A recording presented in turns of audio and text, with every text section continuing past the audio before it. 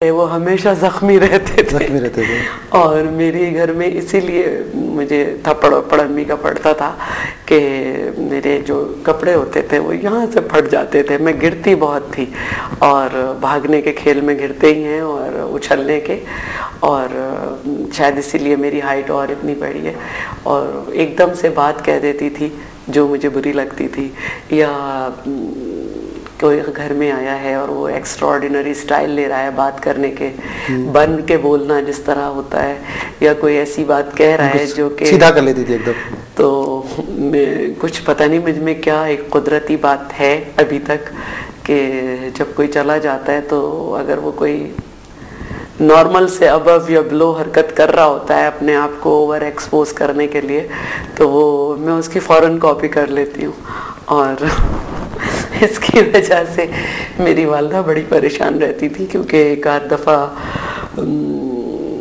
जो लोग थे मैंने उनकी नकल उतारी तो किसी ने उन तक कन्वे कर दिया कि उनकी बच्ची आपकी नकल उतारती है, तो फिर वो थोड़ा सा नाराज़ हुई। नकल करने की मतलब मास्टर हो गई थी आप?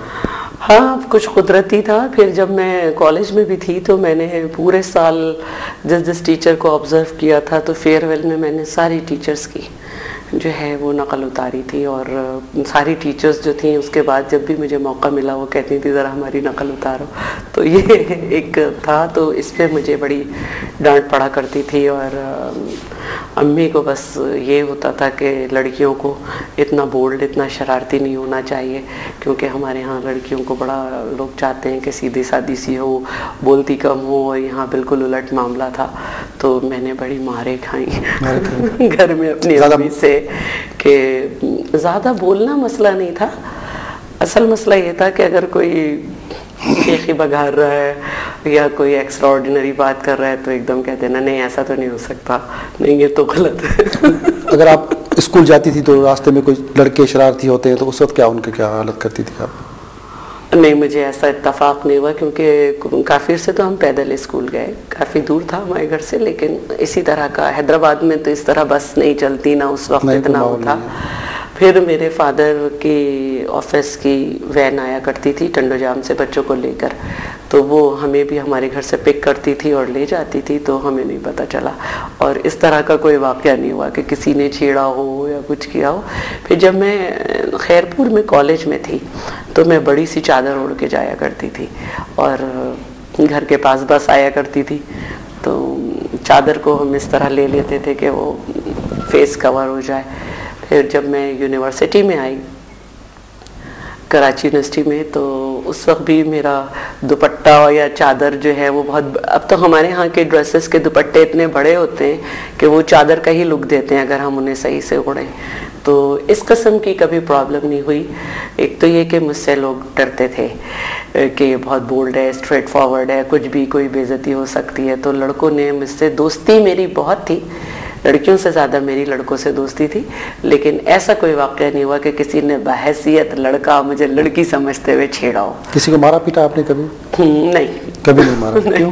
किसी लड़की को मारा वाला कभी किसी को, किसी दोस्ती में, या कोई किसी बात बुरी लगी हो किसी की? मारने की नहीं ना बताएं, बल्कि आपको हैरानी होगी कि हमारी MPs जो हैं अभी फरहीन हैं, सब हैं, तो ये कहती हैं कि हम तुम्हें कुछ कह देते हैं और बड़ी से बड़ी बात कह देते हैं, लेकिन तुम हमें इस तरह मुस्कुरा के जवाब और सही देती हो कि हम लाजवाब हो जाते हैं, बल्कि उल्टा शर्मिंदा हो जाते हैं। बहुत है। और मेरी एक आदत है कि अगर कोई गलत भी कर रहा होता है मेरे साथ तो मैं उसे 2-3 मौके ज़रूर देती हूँ, चौथी दफ़ा मैं उसे माफ़ नहीं करती। बचपन में माण्हू नंढो जॾहिं हूंदो आहे त ॿारनि रांदियूं हूंदियूं आहिनि, गुॾे गुॾे जी रांदि, उन्हनि जी शादियूं कराइणियूं, वरी चिदे रांदि, ॾिकी ॾकर, इन क़िस्म की रांदियूं खेॾियूं कॾहिं?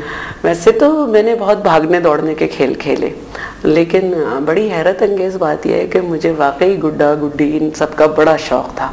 और मैं जो आज कपड़े स्टिच करती हूँ, डिज़ाइनिंग करती हूँ, अब तो छोड़ा हुआ है 2 साल से, तो वो इसी शौक़ का है कि मैंने खुद बहुत कपड़े सिए, और मेरे पास एक पूरा बॉक्स था, उसमें गुड़ियों के कपड़े थे। और मेरे फादर मुझे टेलर के पास ले जाते थे, और टेलर से मैं कहती थी कि जो कटिंग है कपड़ों की, बचे हुए वेस्ट जो है वो मुझे दो, और फिर मैं उसके ला के घर उनके कपड़े सिया करती थी।